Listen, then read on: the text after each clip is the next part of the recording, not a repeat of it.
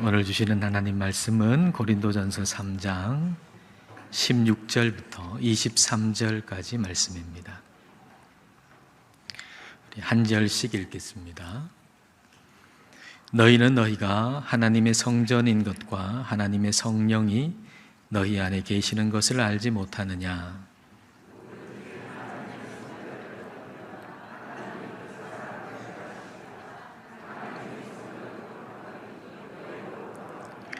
아무도 자신을 속이지 말라. 너희 중에 누구든지 이 세상에서 지혜 있는 줄로 생각하거든 어리석은 자가 되라. 그리하여야 지혜로운 자가 되리라.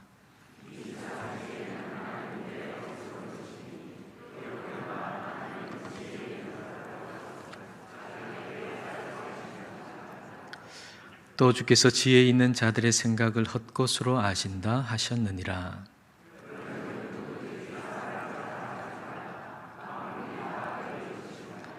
바울이나 아볼로나 게바나 세계나 생명이나 사망이나 지금 것이나 장래 것이나 다 너희의 것이요 너희는 그리스도의 것이요 그리스도는 하나님의 것이니라. 아멘. 교회라고 할 때 여러분 머릿속에는 어떤 이미지가 떠오르십니까? 자, 이 사진은 어떻습니까? 여러분, 이게 뭐죠? 이것은 인천에서 지금 한창 뜨고 있는 대형 카페입니다. 그 내부를 한번 볼까요? 이 건물 안에, 이 건물 안은 이렇게 되어 있는 대형 카페. 인천에서 지금 핫한 그런 대형 카페입니다.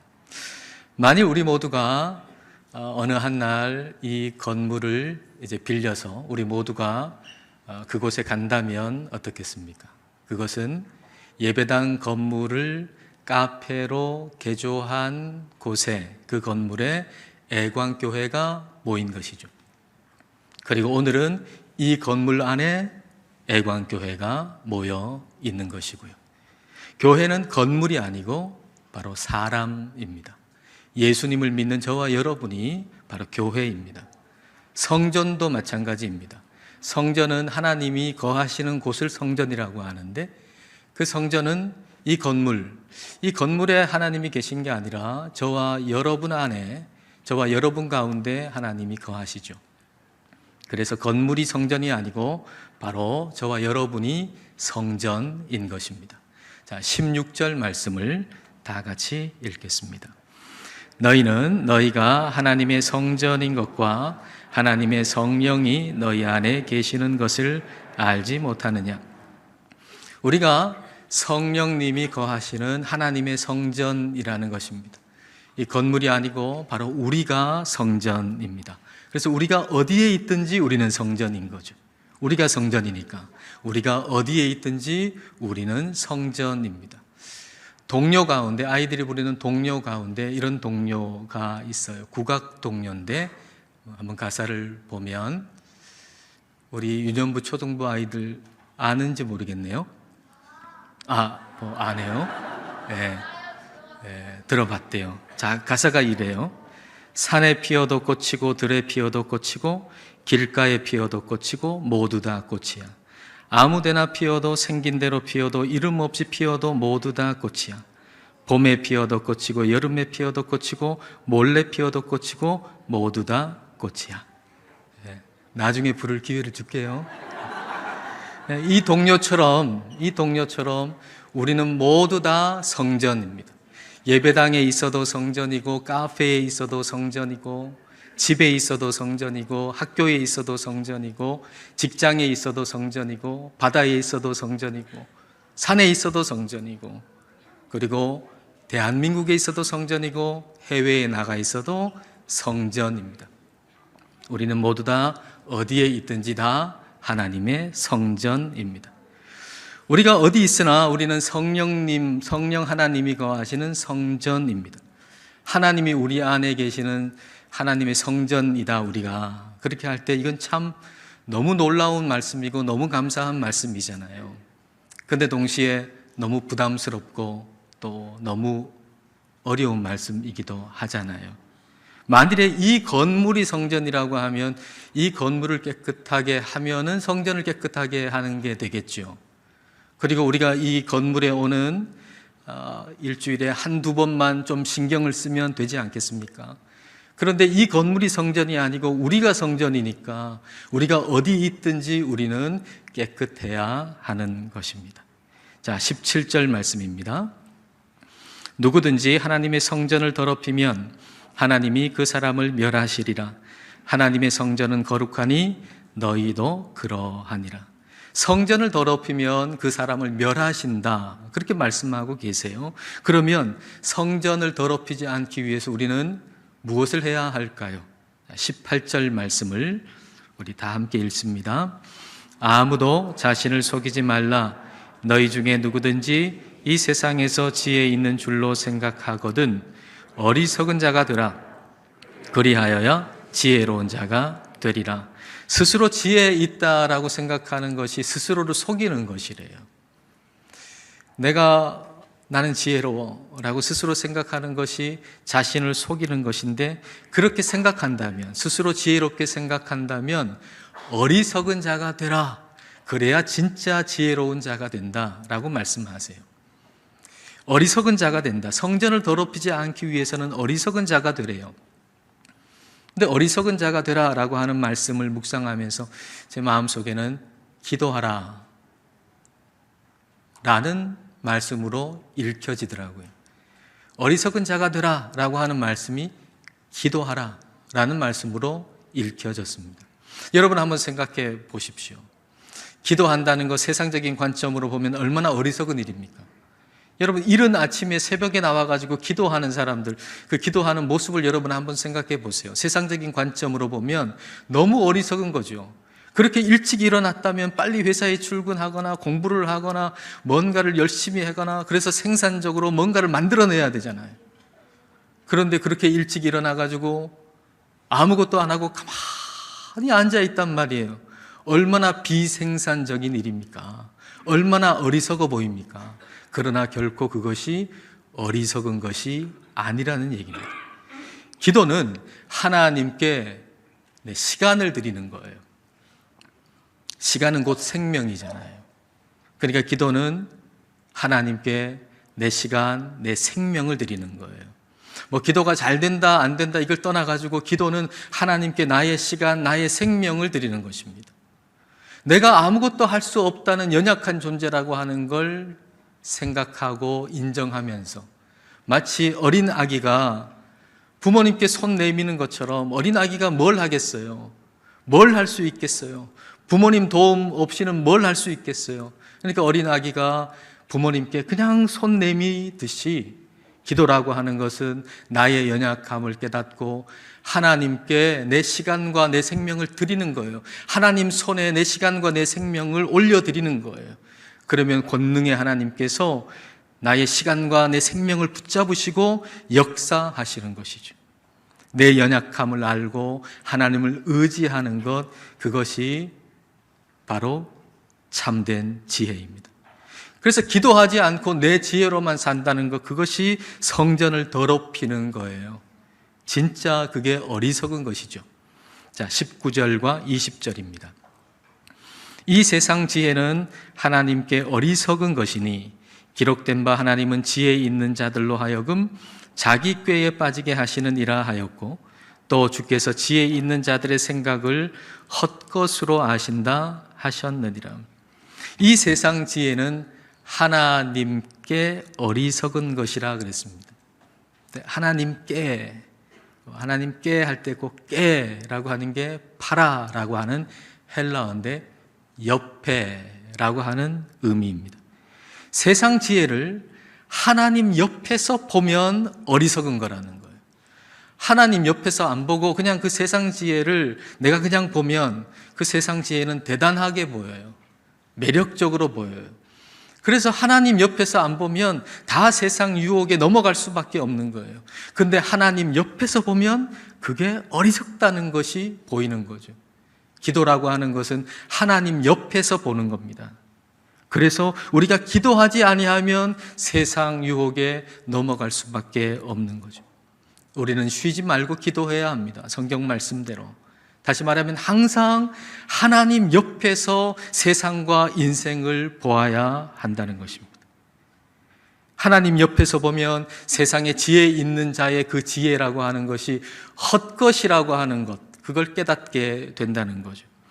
헛것이라고 번역된 마타이오스라고 하는 이 단어는 목적도 없고 근거도 없다는 의미입니다. 목적도 없고 근거도 없다. 하나님 없는 세상 지혜라고 하는 것은 목적도 없고 근거도 없어요. 여러분, 하나님이 이 세상을 창조하시고 하나님이 우리를 창조하셨잖아요. 그러니까 하나님이 우리 인생의 출발점이시고 우리의 인생의 모든 과정의 그 과정 전체, 그 길이시고 그리고 영원한 목적이 되시는 분이 하나님이세요. 하나님은 영원한 우리의 근거이시고 그리고 영원한 목적이 되시는 분이에요. 그런데 영원한 목적도 없고 근거도 없이 내가 지혜롭다, 내 생각이 지혜롭다라고 하는 것은 마치 각주구검과 같습니다. 배를 타고 물 위로 가는데 칼을 빠뜨렸잖아요, 물속에. 근데 그 칼을 빠뜨린 것을 배에다가 표시를 딱 해두는 거죠. 배 오른쪽 측면에서 칼을 빠뜨렸어요. 그래서 배 오른쪽 측면에다가 표시를 해놨어요. 그 배는 계속 가고 있어요. 한참을 가가지고 표시된 부분에 물에 내려가가지고 칼을 찾으니 그 칼을 찾을 수가 있겠습니까? 결코 찾을 수가 없는 것이죠. 하나님은 모든 만물의 근원이 되시고 목적이 되시는데 그 근원을 무시하고서 사람이 자기 나름대로 내가 지혜롭다 생각하고 머리를 써서 하는 모든 일이 이와 같다는 것입니다. 그러므로 우리가 자랑할 것, 이 세상에는 없습니다. 우리가 자랑할 것은 오직 하나님밖에는 없습니다. 우리의 인생에서 일어나는 모든 일의 목적은 하나님이세요. 우리 인생 가운데 일어나는 모든 일의 목적은 하나님을 더 잘 예배하게 하기 위해서 일어나는 것입니다. 자, 21절 말씀을 보겠습니다. 그런즉 누구든지 사람을 자랑하지 말라. 만물이 다 너희 것임이라. 누구든지 사람 자랑하지 말라 그랬어요. 우리는 좀 뛰어나다고 생각하는 사람에게 줄을 서가지고 그렇게 살아가는 시시한 존재가 아니라는 거예요. 우리는 저 사람이 좀 뛰어나네, 거기에 줄을 서야 되겠다. 그렇게 줄을 서고는 내가 더 낫다, 네가 더 낫다, 그렇게 하면서 살아가는 시시한 존재가 아니라는 거예요. 우리는 크신 하나님을 예배하는 존재예요. 크신 하나님을 예배하는 존재. 그렇게 하도록 이 모든 만물을 주셨다는 거죠. 우리가 크신 하나님을 예배하도록 이 모든 만물을 주셨다는 거예요. 자, 22절과 23절입니다. 바울이나 아볼로나 게바나 세계나 생명이나 사망이나 지금 것이나 장래 것이나 다 너희의 것이요 너희는 그리스도의 것이요 그리스도는 하나님의 것이니라. 뒤에서부터 1, 2, 3 했는데요. 뒤에서부터 한번 생각해 보면 그리스도는 하나님의 것이다 그랬습니다. 자막은 내려주셔도 되겠습니다. 그리스도는 하나님의 것이다. 예수님은 하나님이시지만 이 세상에 사실 때 하나님의 성전으로 사시면서 하나님께 순종하셨다는 거예요. 자, 요한복음 2장 19절부터 보십시다. 예수께서 대답하여 이르시되 너희가 이 성전을 헐라 내가 사흘 동안에 일으키리라. 유대인들이 이르되 이 성전은 46년 동안에 지었거늘 내가 3일 동안에 일으키겠느냐 하더라. 그러나 예수는 성전된 자기 육체를 가리켜 말씀하신 것이라. 사람들이 이제 건물을 가리켜서 성전이라고 할 때 예수님께서는 자기 자신을 가리켜 성전이라고 그러셨어요. 그러니까 예수님께서 이 땅에 사실 때 성전으로 사셨다는 거죠. 성령님이 거하시는 성전으로 사셨어요. 그래서 예수님은 성령 충만하셔서 사셨잖아요. 그렇게 성전으로 사시면서 본인이 예수님께서 성자 하나님이신데 성부 하나님께 순종하면서 사셨어요. 그렇게 하나님의 성전으로 사셨다고요. 그렇다면 하나님이신 예수님이, 성자 예수님께서 성부 하나님께 그렇게 순종하며 성전으로 사셨다면 우리가 그리스도께 순종하며 살아가는 건 마땅한 일 아니겠습니까? 이것이 바로 너희는 그리스도의 것이라 라고 하는 말씀의 의미입니다. 그리스도를 예배하고 순종하고 그리스도의 뜻대로 살아가도록 하기 위해서 하나님께서 우리에게 만물을, 모든 것을 주셨다는 거예요. 우리로 하여금 하나님의 성전으로 살아가도록 하기 위해서 모든 걸 주셨다. 근데 그 모든 것이 무엇인가? 22절을 여러분 다시 한번 보십시다. 여러 개의 단어가 나오는데요. 바울이나 아볼로나 게바나 세계나 생명이나 사망이나 지금 것이나 장래 것이나 다 너희의 것이요. 여기에 여러 가지 단어가 나오지만 그 중에 사망 그리고 지금 것, 이 두 개의 단어를 한번 생각해 보십시다. 먼저 사망이라는 단어가 여기에 있다는 게 참 이해가 잘 안 됩니다.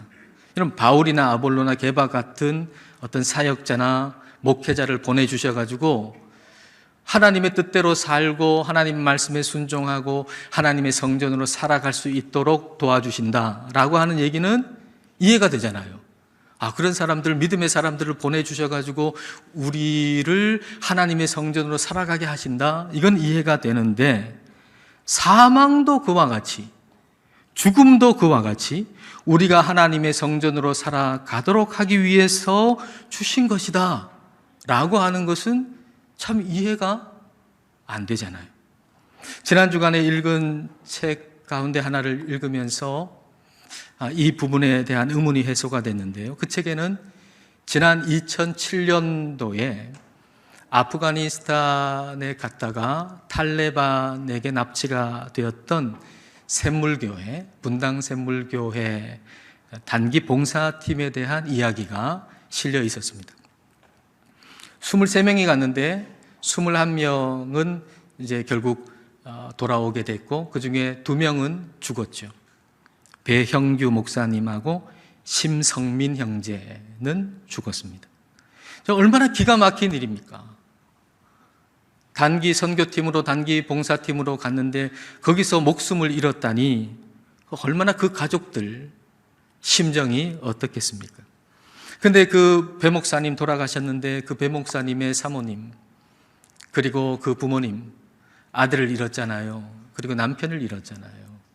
근데 그 아들을 잃고 남편을 잃은 다음에 보여준 믿음의 모습, 믿음의 삶, 그것이 모든 교인들에게 엄청난 영향을 끼쳤다는 거예요. 그리고 아들을 잃었는데, 그리고 남편을 잃었는데 아직 남아있는 그 21명의 가족들이 있는 곳에 찾아가서 위로했는데 그 위로가 그렇게 큰 위로가 되었다는 겁니다.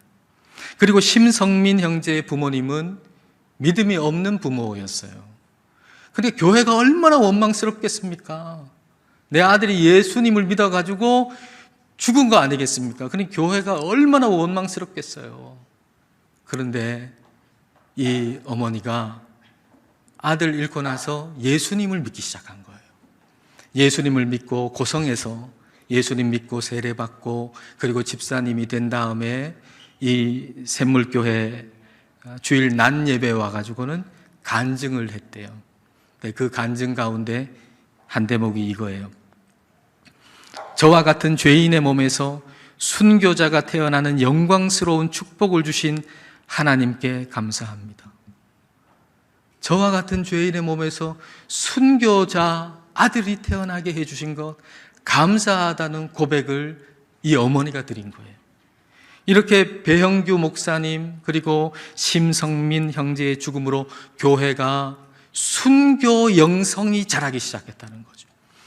이전에는 그냥 주일에 왔다 갔다 그냥 예배 드리면 됐다라고 생각했던 사람들인데도 이제 그 두 사람의 죽음으로 말미암아서 이제는 목숨을 내어놓고 주님을 믿는 순교 신앙이 자라기 시작했다는 거예요. 이들의 죽음이 모든 성도들로 하여금 주님을 더 잘 섬기게 했다는 거죠. 그 죽음이 오히려 모든 성도들로 하여금 주님을 더 잘 예배하게 했다는 거예요. 우리의 죽음을 여러분 한번 생각해 보십시다. 우리 다 죽죠? 안 죽는 사람이 있어요? 없어요. 애들도 안 해요, 보니까. 아니라고 후기를 줘요. 다 죽어요. 우리의 죽음을 통해서 우리는 주님 앞에 나아가 주님을 더 잘 예배하게 될 것입니다. 여러분, 이 사실을 여러분 믿습니까? 나는 반드시 죽을 겁니다. 근데 나의 죽음 이후에 나는 내 육체로 살아있을 때보다 하나님을 더 잘 예배하게 될 것입니다. 여러분, 이 사실을 믿습니까? 우리가 분명하게 이 믿음을 가지고 살아간다면, 그래, 지금 내가 이 육체를 가지고 하나님을 예배하지만, 그러나 내 목숨이 끝나는 날 나는 주님을 더 잘 예배하는 자리에 있을 거라는 것 분명히 믿고 살아간다면, 우리는 우리 자신만이 아니라 죽음 이후에 나 자신만이 아니라 다른 모든 성도들을 하나님을 더 잘 예배하게 만드는 사람이 될 겁니다. 나의 장례식 이후에 성도들은 하나님을 더 잘 예배하게 될 것입니다. 우리의 삶의 목적은 우리의 뜻을 이루는 게 아니에요. 하나님의 뜻을 이루는 거예요. 내가 주인 되어서 살아가는 것이 아니라 성령님이 거하시는 하나님의 성전으로 살아가는 것이 우리의 목적이에요. 이를 위해서 하나님께서 모든 것을 주신 겁니다. 죽음도 이 역할을 할 것이라는 얘기죠.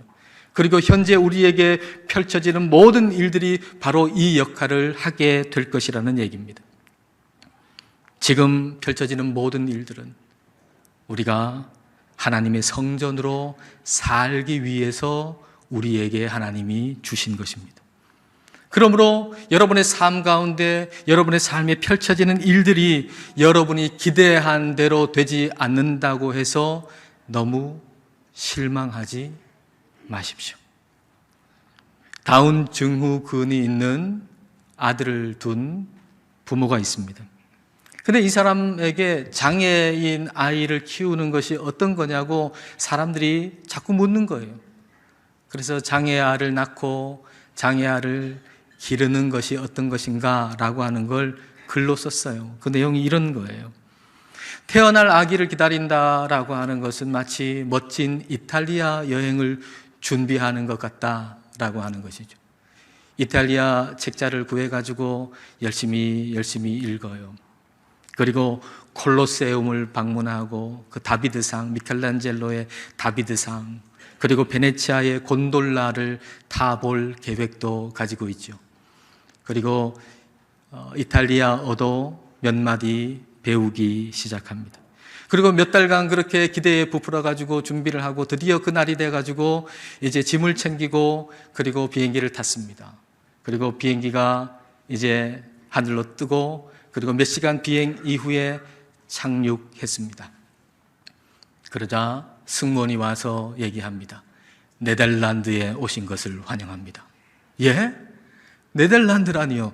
저는 이탈리아 비행기를 탔는데요. 그리고 평생 동안 이탈리아 여행을 하는 것이 저의 꿈이었는데요. 근데 비행 일정이 변경돼서 네덜란드에 도착하게 된 것입니다. 어쩔 수 없이 그곳에 머물러야만 합니다. 중요한 점은 그곳이 끔찍하거나 구역질 나는 곳이 아니라 단지 다른 곳이라는 겁니다. 단지 다른 곳.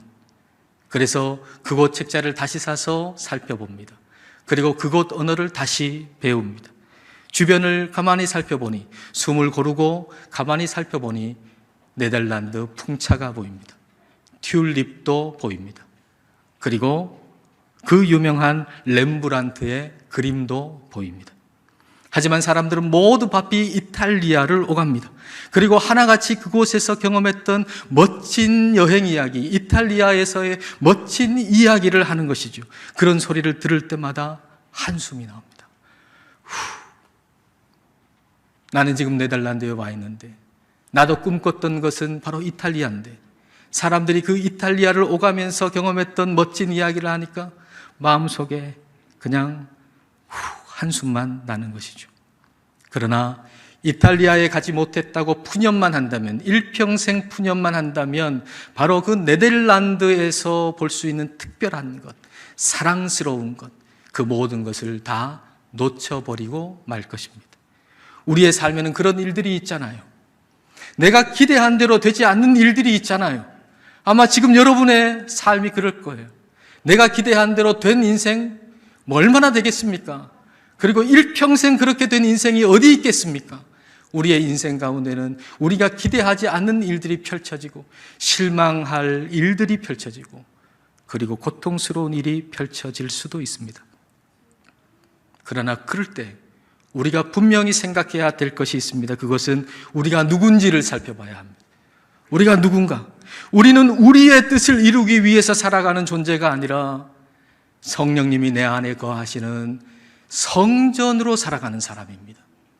우리는 우리가 원하는 것을 이루며 살아가는 사람이 아니라 하나님께서 기뻐하시는 뜻대로 살아갈 존재, 그게 바로 저와 여러분입니다. 우리는 우리의 뜻을 이루기 위한 사람이 아니에요. 그리고 현재의 모든 일은 우리가 성령님이 거하시는 성전으로 살아가기 위해서 우리에게 하나님이 주신 것입니다. 기쁜 일도 슬픈 일도 기대한 대로 된 일도 되지 않는 일도 우리가 성령님이 거하시는 성전으로 살아가게 하기 위해서 하나님이 주신 거예요.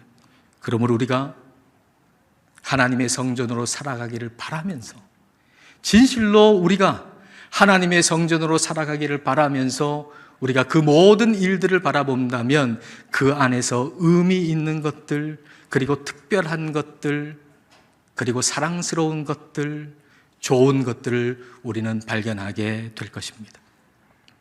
우리 앞에 펼쳐진 모든 일들은 우리로 하나님의 성전으로 살아가게 하기 위해서 주신 것임을 우리가 믿고 모든 일들을 통해서 주님을 더 사랑하고 주님을 더 예배하는 하나님의 성전으로 살아가시기를 주님의 이름으로 축복합니다.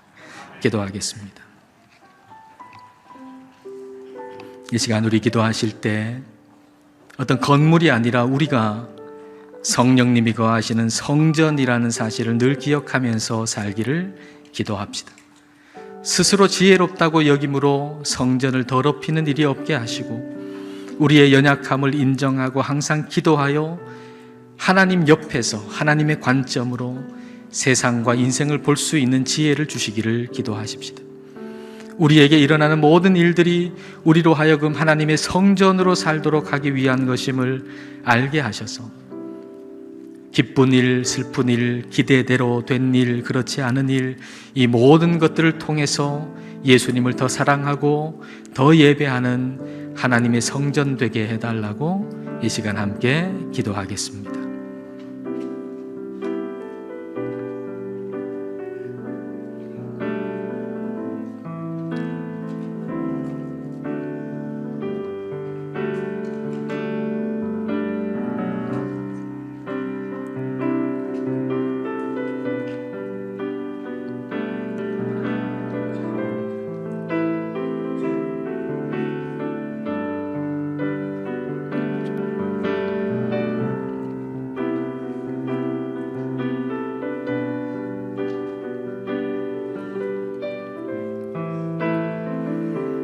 사랑하는 하나님 아버지, 우리에게 하나님의 영인 성령님을 보내주시사 우리 안에 살게 하심을 감사드립니다.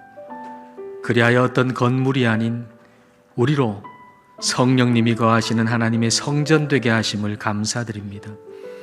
우리가 어디 있든지 하나님의 성전임을 잊지 않게 하옵소서. 그리하여 우리 스스로 지혜 있다고 여기면서 성전을 더럽히지 않게 하시고 하나님만 의지하고 항상 기도하여 하나님 옆에서 세상과 인생을 바라볼 수 있는 참된 지혜를 주옵소서. 사람과 세계와 생명과 사망과 지금 것과 장래 것 이 모든 것을 우리가 주님을 더 사랑하고 더 순종하는 하나님의 성전으로 살도록 하기 위해서 주신 것임을 기억하게 하셔서 기쁜 일, 슬픈 일, 기대한 대로 된 일, 그렇지 않은 일, 그 어떤 일이라도 그 일을 통해서 주님을 더 사랑하고 더 예배하는 하나님의 성전으로 살게 하옵소서. 예수님 이름으로 기도드립니다. 아멘.